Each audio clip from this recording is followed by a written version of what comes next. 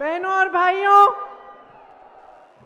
आप इतने समय से मेरा इंतजार कर रहे हैं, इसके लिए आपको बहुत बहुत धन्यवाद। श्री भूपेश बघेल जी, श्री प्रताप सिंह बाजवा जी, श्री राजीव शुक्ला जी, श्रीमती प्रतिभा सिंह जी, श्री मुकेश अग्निहोत्री जी, श्री सुक्कू जी, श्री रामलाल जी, श्री चंद्र कुमार जी, राजेंद्र राणा जी, विनय कुमार जी, कुलदीप कुमार जी, कौल सिंह ठाकुर जी, कुलदीप राठौर जी, धनीराम शंडिल जी, एआईसीसी के सारे सचिव और यहाँ पे उपस्थित तमाम नेतागण, कार्यकर्तागण, आप सबका इस सभा में बहुत बहुत स्वागत। यहाँ आने से पहले मैं माता शूलिनी के मंदिर में गई, इसीलिए इस सभा को सबसे पहले हम शूलिनी माता की जय बोल के शुरू करते हैं। आप मेरे साथ कहिए, माँ शूलिनी की, माँ शूलिनी की जय, माँ शूलिनी की जय। कई नेताओं ने इंदिरा जी की जिक्र किया। इंदिरा जी का हिमाचल प्रदेश से बहुत लगाव था। यहाँ के पहाड़ों, हिमालय पर्वतों का उनके साथ एक, मैं कह सकती हूँ, एक आध्यात्मिक जुड़ाव था। आपको शायद ये मालूम नहीं होगा कि जब वे शहीद हुए, उससे कुछ समय पहले शायद उनको मालूम था कि शहीद होने वाली हैं। कुछ समय पहले उन्होंने अपने परिवार के सदस्यों को एक पत्र में ये लिखकर कहा कि मेरी अस्थियां सिर्फ संगम में नहीं विसर्जित करना, वहां जरूर करिए, लेकिन कुछ अस्थियां हिमालय के पर्वतों पर भी बिखेर देना। और उनकी शहीद होने के बाद मेरे पिताजी ने ये उनकी इच्छा पूरी की। तो ये जो हिमालय के पर्वत यहाँ से दिखते हैं, जब आपको इन पे बर्फ दिखती है, तो उस बर्फ में घुली हुई इंदिरा जी की अस्थियां भी हैं। मैंने जब यहाँ घर बनाया शिमला के पास मशोबरा में, तो इसीलिए बनाया क्योंकि इंदिरा जी की एक छोटी सी निजी ख्वाहिश थी। उनका ये सपना था, उन्होंने हमें बहुत बार कहा कि जब मैं रिटायर होंगी तो मैं मशोबरा में एक घर बनाना चाहती हूँ और वहीं पे मैं रिटायर होंगी। लेकिन रिटायर होने से पहले ही वो शहीद हो गईं।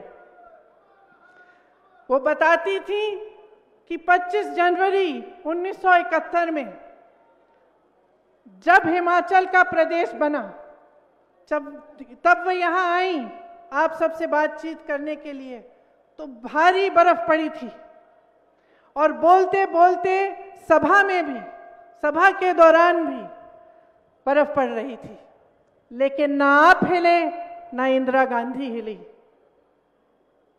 और उन्होंने हिमाचल को प्रदेश इसलिए बनाया क्योंकि वो आपके हुनर को, आपकी हिम्मत को, आपके हौसले को पहचानती थी। अक्सर कहती थी कि आपकी हिम्मत, आपका हौसला पहाड़ जैसा विशाल है। जब हिमाचल प्रदेश बना तो उन्होंने शुरुआत की, शिमला में आकर सभा में ऐलान किया कि ये प्रदेश बनेगा। बहुत लोगों ने आलोचना की, उसमें कई ऐसे नेता हैं जो भाजपा में भी हैं। उस समय बहुत आलोचना हुई कि ये प्रदेश बना तो दिया इन्होंने, ये चलेगा कैसे, पैसा कहां से आएगा, आगे कैसे बढ़ेगा ये प्रदेश। लेकिन इंदिरा जी पीछे नहीं हटी। वो इसलिए पीछे नहीं हटी क्योंकि वो आपके हौसले को, आपके हुनर को पहचानती थी, उसका सम्मान करती थी। उनको मालूम था कि ये प्रदेश आप चलाएंगे, कि इस प्रदेश को आप बनाएंगे। और उसी तरह से जो पहले मुख्यमंत्री जी YS परमार जी थे, उन्होंने आपकी सहायता के साथ, आपके सहयोग के साथ ये प्रदेश बनाया। इस प्रदेश को किसने बनाया? सिर्फ किसी एक पार्टी ने नहीं, एक सरकार ने नहीं। इस प्रदेश को यहाँ के कर्मचारियों ने बनाया। इस प्रदेश को यहाँ के युवाओं ने अपनी मेहनत से बनाया। यहाँ की महिलाओं ने बनाया जो दिन रात काम करती हैं। इस प्रदेश को यहाँ के वीरों ने बनाया जो सीमा पर हमारी सुरक्षा करते हैं और यहाँ पर अपनी आमदनी भेजते हैं। ये प्रदेश आपका है। तो आज ये चुनावी सभा नहीं है, ये एक सोचने का समय है, मंथन करने का समय है कि ये प्रदेश जो आपने बनाया, आगे बढ़कर इसका क्या होगा। जिन लोगों की मेहनत के बल पर आज इस प्रदेश में एक इंफ्रास्ट्रक्चर है, हेल्थ केयर की कुछ सुविधाएं हैं, सड़कें बनी, विकास हुआ, ये आप सब ने किया। अब आपके भविष्य को क्या होगा, ये समय है कि आप इसके बारे में सोचें। अगर आप देखें तो ये 5 साल जो बीते हैं, इसमें भाजपा की सरकार ने आपके लिए क्या किया।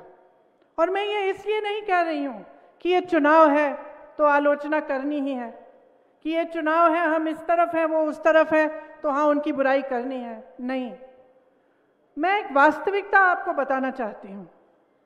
कर्मचारियों को लीजिए, आपके प्रदेश में तकरीबन 2 लाख कर्मचारी हैं। आज कहाँ हैं? धरने पे बैठे हैं, महीनों से धरने पे बैठे हैं। सरकार का एक प्रतिनिधि नहीं आया। और धरने पे क्यों बैठे हैं? मैंने पूछा, अभी यहाँ आने से पहले मैं रुकी थी, उनसे बातचीत हुई। क्योंकि उनको पेंशन नहीं मिल रहा है। ये पेंशन किसने हटवाया? भाजपा की केंद्र सरकार ने हटवाया। जब पेंशन को, पुराने पेंशन को देने की बात होती है तो क्या जवाब मिलता है इनसे? कहते हैं पैसा ही नहीं है। आप सब ये कहते हैं इकोनॉमी खराब हो जाएगी, पैसा नहीं है हमारे पास। अच्छा, आपके पास कर्मचारियों के पेंशन के लिए पैसा नहीं है, लेकिन बड़े बड़े उद्योगपति मित्र जो हैं आपके, उनके लोन आप माफ कर देते हैं। उनको तमाम PSU पकड़ा देते हैं, उनको कोल्ड स्टोरेज दिलवा देते हैं। सेब के दाम, फसल के दाम वो तय करेंगे। और जो मेहनत कर रहा है कर्मचारी, उसके लिए आपके पास न समय है और ना आपके पास पैसा है। और आप अपने मुंह से कहते हैं ये। तो मैं पूछना चाहती हूं कि इस प्रदेश के भविष्य का क्या होगा अगर एक ऐसी सरकार चलेगी जो कर्मचारी को नहीं मानती, उसका सम्मान नहीं करती, लेकिन सिर्फ अपने बड़े बड़े उद्योगपति मित्रों का सम्मान करती है। चलिए, कर्मचारियों की बात हुई, अब युवाओं की बात करते हैं। युवाओं की क्या हालात है यहाँ? 63,000 से ज्यादा सरकारी नौकरियां खाली पड़ी हुई हैं, पद खाली हैं, 5 सालों से खाली हैं, भरे नहीं जा रहे हैं। नौजवान बेरोजगार हैं। यहाँ पे बहुत सारे पढ़े लिखे नौजवान हैं। मैं जिससे मिलती हूँ, BA पास, MA पास, नौकरी है, रोजगार है? नहीं है जी, यही जवाब मिलता है। तो जो अपने भविष्य के लिए एक नौजवान ये उम्मीद नहीं रख सकता, जो मेरी नौजवान बहनें पढ़ती हैं, लिखती हैं, आप सब उनकी परवरिश करते हैं, मेहनत से पढ़ाते हैं, लिखाते हैं, लेकिन वे उम्मीद ही नहीं कर सकते कि उनको नौकरी मिलेगी, तो कैसी सरकार है ये? न महिलाओं के लिए कुछ है, न युवाओं के लिए है, न कर्मचारियों के लिए है।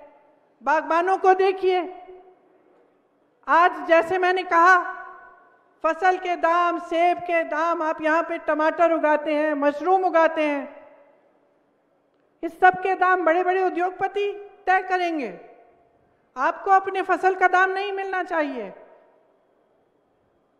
इसी तरह से छोटे व्यापारियों को देखिए, छोटे व्यापारी से पूछिए क्या आपकी तरक्की हुई है 5 सालों में?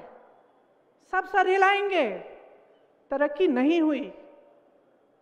तरक्की इसलिए नहीं हुई क्योंकि जीएसटी लागू हुआ, कोरोना आया, कोरोना में सहायता नहीं हुई आपकी, लेकिन हाँ पीपीई पे घोटाला जरूर हुआ। युवा को रोजगार नहीं दिया, लेकिन पुलिस भर्ती में आपने घोटाला किया, यूनिवर्सिटी के इम्तिहानों में आपने घोटाला किया। तो ये सरकार है पिछले 5 सालों से, किसी का फायदा नहीं हुआ है। ये कहते हैं ना कि रिवाज बदलना चाहते हैं, मैं तो कहती हूं रिवाज आपने बदल दिया। जो कांग्रेस की सरकार यहां थी, जो सरकारें थी इतने समय से, जो मुख्यमंत्री थे, चाहे वो वाईएस परमार जी हों, चाहे वो रामलाल ठाकुर जी हों, चाहे वो वीरभद्र सिंह जी हों, सबने वही इंदिरा जी का जो आध्यात्मिक रिश्ता है आपके साथ, जो दिल का रिश्ता है आपके साथ, वो रिश्ता निभाया, विकास कराया, शिक्षा के संस्थान बनाए, आपकी तरक्की के लिए काम किया। उस रिश्ते को इन्होंने, उस रिवाज को उन्होंने बदल डाला है। इंतजार मत करिए कि रिवाज बदलेगा, रिवाज ये 5 साल पहले बदल चुके हैं। और क्या किया इन्होंने? इन्होंने आपको देने के बजाय आपसे छीना। छोटे दुकानदारों पर जीएसटी डालकर कमाई छीनी, बागबानों पर इन्होंने तमाम ये मुश्किलें डालकर बड़े बड़े उद्योगपतियों के फायदे के लिए आपकी कमाई छीनी। ये छोड़िए, युवा उम्मीद रखता था कि भर्ती होगा आर्मी में, फोर्सेस में, और आज उन्होंने अग्निवीर ले आए। अब वो अग्निवीर ले आए। अगर आप अपनी फौजियों को, अपने जो देश के लिए शहीद होने के लिए तैयार हैं, उनको आप ठेके पे आप रखेंगे? 3-4 महीनों के, सालों के बाद बस खत्म बात। उनको पेंशन नहीं मिलेगा, उनको ठीक से सैलरी नहीं मिलेगी। सिर्फ लिया है आपसे, छीना है आपसे।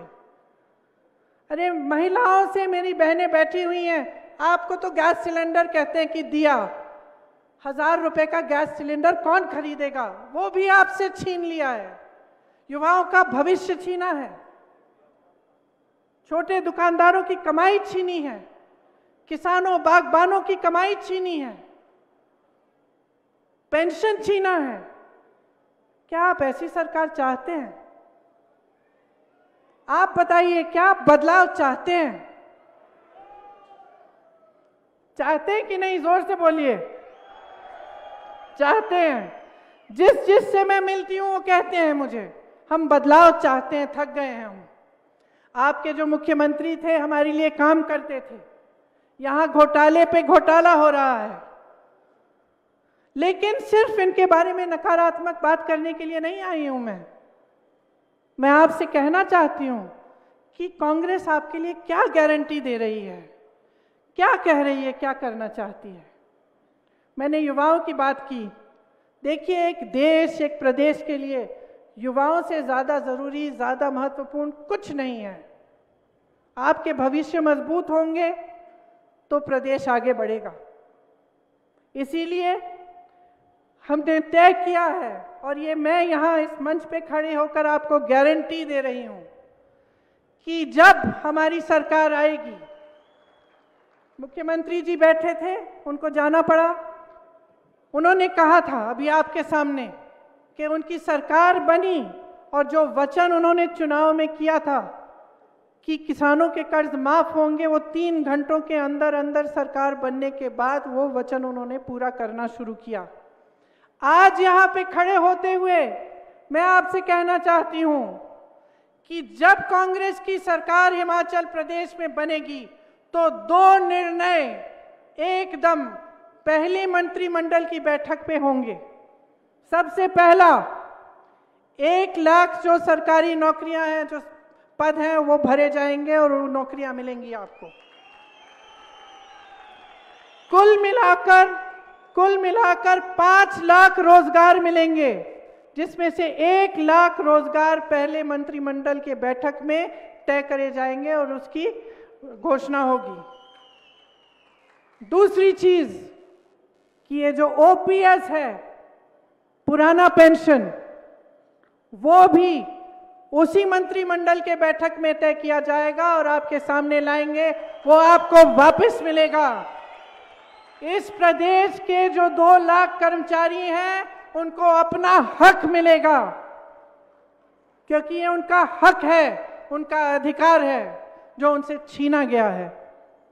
यहाँ पे तमाम युवा हैं, पिछले 5 सालों में नौकरी आपको मिली नहीं, रोजगार आपको मिला नहीं, लेकिन मेरे सुनने में आया है कि यहाँ पे ड्रग्स बहुत फैले हैं।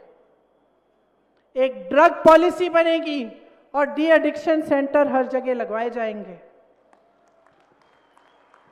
लेकिन सबसे महत्वपूर्ण बात है कि हमारा पूरा जोर रोजगार दिलवाने में जाएगा और 680 करोड़ का स्टार्टअप फंड बनवाएंगे। जो नौजवान अपनी अपना छोटा सा व्यापार शुरू करना चाहता है, स्टार्टअप करना चाहता है, उसको 0% ब्याज पर यह लोन मिलेगा और इसके लिए एक अलग से फंड बनेगा। जो सरकारी और पब्लिक प्राइवेट कंपनियां हैं, उसमें हिमाचल के रहने वालों को रोजगार की अहमियत मिलेगी। सबसे पहले आपको रोजगार मिलेगा। हर विधानसभा में हम कम से कम 4 इंग्लिश मीडियम पाठशाला बनवाना चाहते हैं। आपको याद होगा कि वीरभद्र सिंह जी ने शिक्षा के लिए कितना काम किया प्रदेश में।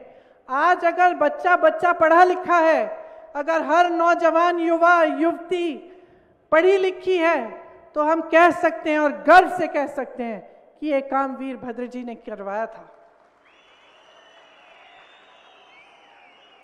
मेरी बहनें यहाँ बैठी हुई हैं, मैं जानती हूं कि कितना कठिन जीवन है। हर परिस्थितियों में आप गृहस्थी भी संभालती हैं, बाहर काम भी करती हैं, खेती भी करती हैं, नौकरी भी करती हैं। और जब मैं आप सबको देखती हूं तो इतना गर्व होता है आप पे कि आप इतनी दृढ़ता से, बगलामुखी माँ की शक्ति से, माँ ज्वाला जी की शक्ति से, माँ नैना देवी जी की शक्ति से आप काम करती हैं, आप आगे बढ़ती हैं, चाहे कोई भी परिस्थितियां हों।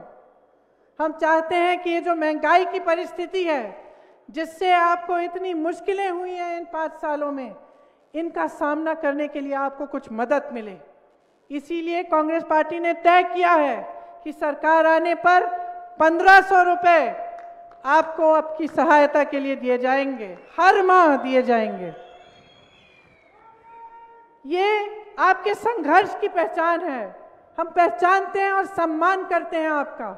हम चाहते हैं कि आपको अपने संघर्ष में मदद मिले, लेकिन हम ये भी नहीं चाहते कि आप सब पढ़ लिख कर घर बैठे।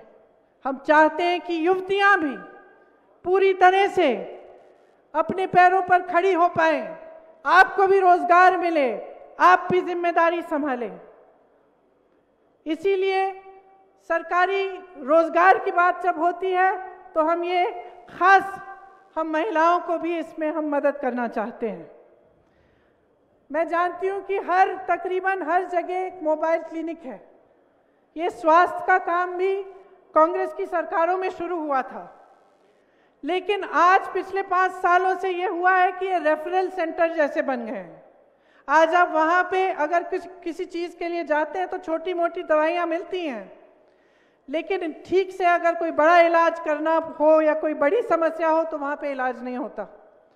कांग्रेस पार्टी चाहती है कि आने वाले समय में हम उन PHCs को मजबूत बनाएं, ताकि आपको इलाज वहीं पे मिले, अच्छी अच्छी दवाइयाँ, अच्छी अच्छी सुविधाएं मिले।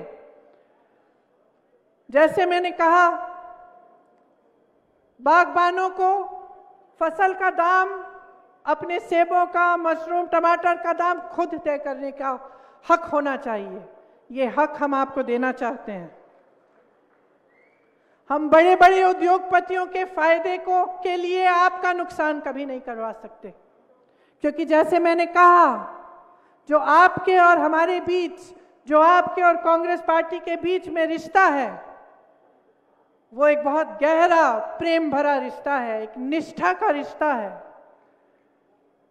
और हम चाहते हैं कि वो रिश्ता हमारे एक एक नेता निभाएं। और मैं आप सबसे भी अपील करती हूं कि एकजुट होकर ये चुनाव लड़िए, एकता दिखाइए, पार्टी को मजबूत करिए ताकि हिमाचल प्रदेश मजबूत हो। यहाँ सोलन में ये निर्णय लिया गया है कांग्रेस पार्टी में कि यहाँ पे एक बड़ा फूड प्रोसेसिंग पार्क खुलवाया जाए। ये फूड प्रोसेसिंग पार्क ऐसा होगा कि यहाँ पे जैसे अगर आप टमाटर उगाते हैं तो उसको प्रोसेस करना, केचप बनाना, दूसरी उसकी चीज़ें बनाना यहाँ पे हो सकती हैं और यहीं से फिर वो पूरे देश में जा सकती हैं। तो इसके लिए एक बहुत बड़ी सुविधा और इसके लिए खास फंड हम देना चाहते हैं। अब आप कहेंगे कि देखिए वचन तो सब करते हैं चुनाव में, हमें कैसे मालूम कि जो आप कह रहे हैं वो सही है कि नहीं। मैंने भी देखा है, मैं सालों से यहाँ से गुजरती हूँ, आपने भी मुझे देखा होगा, अक्सर हर 1.5-2 महीने में यहाँ से गुजरती हूँ। मुझे याद है पिछले चुनाव में भाजपा के जो लोग थे उन्होंने कहा था कि यहाँ से हाईवे शिमला तक बनेगी। अब 4.5 साल से मैं जब ये हाईवे पे आती हूँ तो मुझे लैंडस्लाइड दिखता है, पेड़ कटे हुए पड़े हैं, कहीं पे काम रुका हुआ है, जैम है, लेकिन हाईवे नहीं बन रही थी। 6 महीने पहले जब मैं आई तो मैंने देखा कि अचानक काम शुरू, अचानक बहुत तेजी से हो रहा है, खूब धूल उड़ रही है, खूब बुलडोजर लगे हुए हैं, सब कुछ हो रहा है। तो मैंने सोचा ये तो जरूर चुनाव के लिए होगा। इसी तरह से उन्होंने कहा शिमला में हवाई अड्डा चालू हो जाएगा, ये पिछले चुनाव से पहले नहीं हुआ। हर बार मैं चेक करती थी कि भाई फ्लाइट चालू हुई, नहीं हुई। कब चालू हुई? 2 महीने पहले। 2 महीने पहले, क्योंकि अब अगला चुनाव आ रहा है। अब आप कहेंगे कि सारे नेता ऐसे ही करते हैं, आप में कौन सी खूबी है? मैं कहना चाहती हूँ कि हमारी सरकारें देखिए, छत्तीसगढ़ के मुख्यमंत्री खड़े थे आपके सामने, क्या कहा उन्होंने? ओपीएस की बात की, राजस्थान में, छत्तीसगढ़ में और अब झारखंड में भी ओपीएस लागू हो चुका है।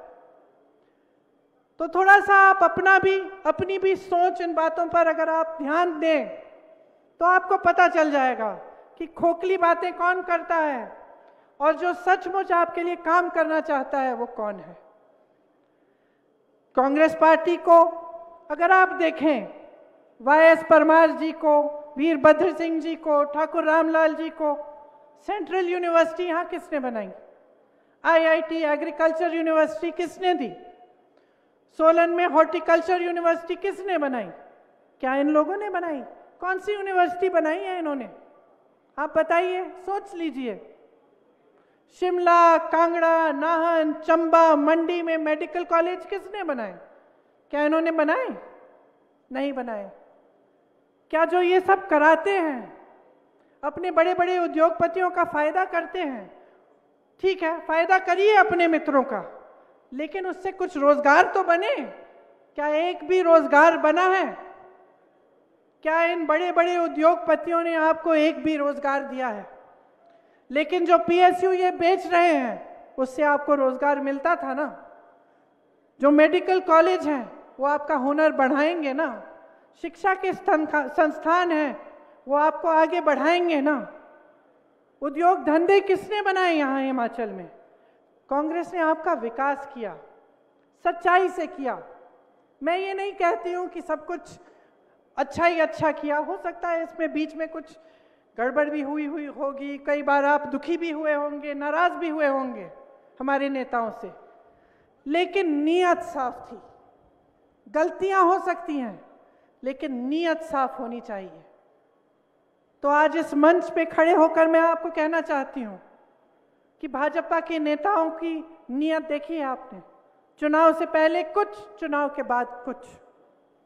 चुनाव के समय उन बातों पर ध्यान आकर्षित करेंगे जिनसे आपके विकास का कोई मतलब नहीं है, उनकी राजनीति से जरूर मतलब है।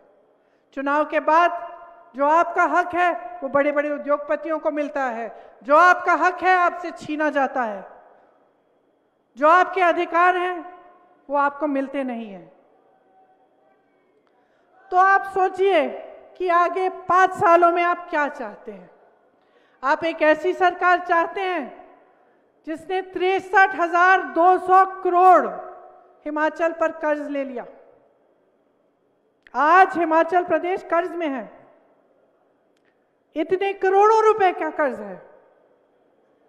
आपका पैसा, हिमाचल का पैसा, आपके रोजगार, आपके कारोबार, आपका विकास, आपके पेंशन, उसमें नहीं खर्च हुआ ये सब पैसा। तो कहां गया? आप पूछिए, सवाल उठाइए। ये हिमाचल का पैसा था, हिमाचल के लोगों का पैसा था। आपकी पहचान बनी थी, इस प्रदेश से बनी है। आप गर्व हैं इस देश के। यहाँ इतने फौजी हैं, इतने लोग हैं जो हमारी सरहद पे खड़े होते हैं, शहीद होते हैं हमारे लिए। हमें गर्व है आप सब पर। लेकिन आप सही सवाल करिए।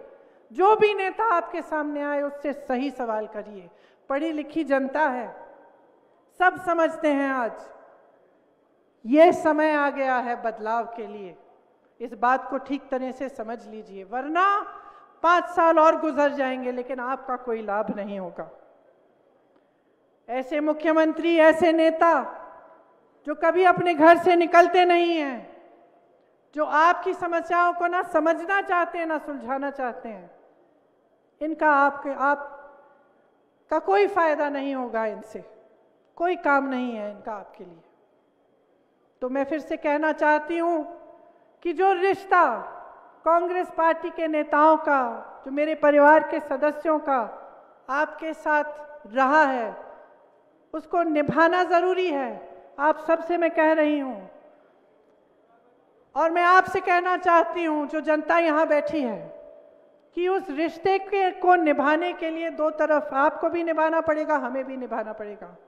हम अपना इन्हें कर्तव्य का पालन करेंगे, आपके लिए जी जान एक करेंगे, आपके विकास के लिए काम करेंगे। आप जागरूक बन जाओ, हमारे लिए नहीं, सत्ता के लिए नहीं, अपने आप के लिए। जितने भी पढ़े लिखे नौजवान यहाँ हैं, आप समझ लो कि आपके भविष्य की बात है। अपने भविष्य को बहुत ही संजीदगी से लीजिए। आगे क्या चाहते हैं सोच समझकर अपना वोट दीजिए। आपने कहा कि 3 बजे ही शायद आचार संहिता लागू होने वाली है, चुनाव एकदम आ गया है। अब आप सबकी बातें सुनिए, उनका आकलन खुद करिए, सोच समझकर अपना वोट डालिए। आप कांग्रेस पार्टी को जिताएंगे तो ये प्रदेश आगे बढ़ेगा। आपको निष्ठावान नेता मिलेंगे, आपको ऐसे नेता मिलेंगे जो आपको सर्वोपरि रखेंगे। तो मेरी बातों पर आपने इतना ध्यान दिया, इसके लिए मैं बहुत बहुत धन्यवाद देती हूँ। देवभूमि को प्रणाम करते हुए परिवर्तन की प्रतिज्ञा के साथ मैं ये अपना भाषण समाप्त करती हूँ और आप सबको बहुत बहुत शुभकामनाएं देना चाहती हूँ, क्योंकि मैं जानती हूँ कि आप सही निर्णय लेंगे, आप सही निर्णय लेंगे और आप यहाँ पे बदलाव फिर से लाएंगे। जय हिंद, जय हिमाचल। बहुत बहुत धन्यवाद।